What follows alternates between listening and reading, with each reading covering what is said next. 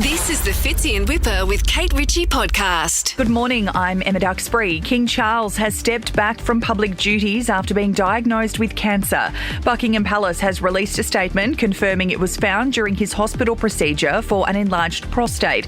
Royal commentator Dickie Arbiter says there's no word on what type of cancer it is or at what stage it's been found. The only positive side to this is that the King is well enough to continue with state work, state papers, doing his red boxes. This is the most important part of any monarch's role, is to conduct official business.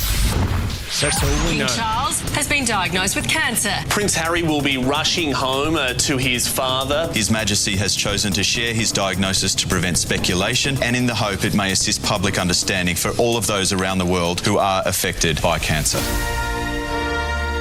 We need a bit more information here. We're going to cross over to the UK right now. Hugh Whitfield, 7 News Europe Bureau Chief, is over there covering this story. Thanks for joining us, Hugh. Good morning. Good morning. Thanks for finding the time, mate. Some confronting news, obviously, out of the UK this morning. What do you know that hasn't been reported this far, Hugh, about the cancer diagnosis for the King?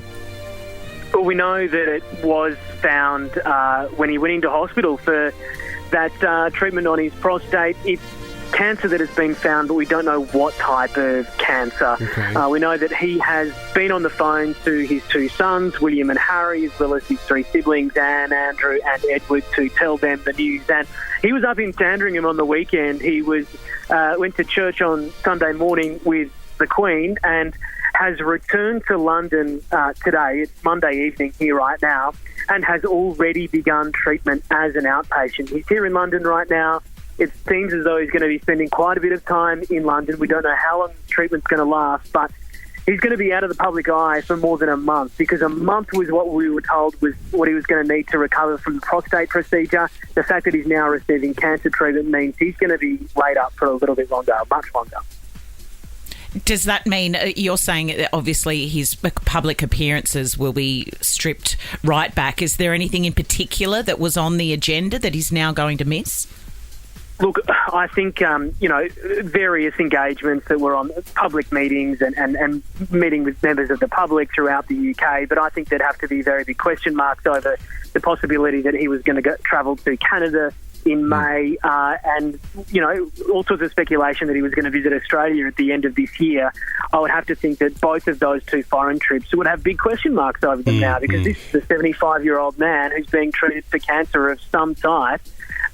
His recovery is going to have to be the most important thing. You would have to be pretty confident, though, Hugh, that if they found it going in looking at the prostate, they found it at an early stage, so they'd be pretty confident that he's going to get through this. Yeah, look, and I think we can take heart from the fact that he hasn't been readmitted to hospital for this treatment or anything like that.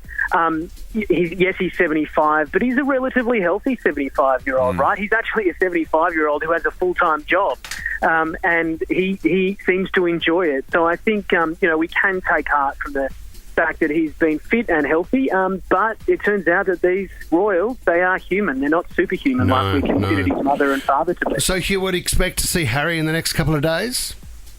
Yeah, look, apparently Harry's going to be here in London probably this week. He won't bring Meghan and the kids with him, but he's going to see his father, and who knows what it means for this troubled relationship between father and son. Nice and the to bring them together.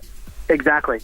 Yeah, well done, Hugh. Thank you so much. We know how busy you are. 7 News Europe Bureau Chief there, Hugh Whitfield. Thanks for joining us, mate. Fitzy and Whipper with Kate Ritchie is a Nova podcast. For more great shows like this, download the Nova Player via the App Store or Google Play. The Nova Player.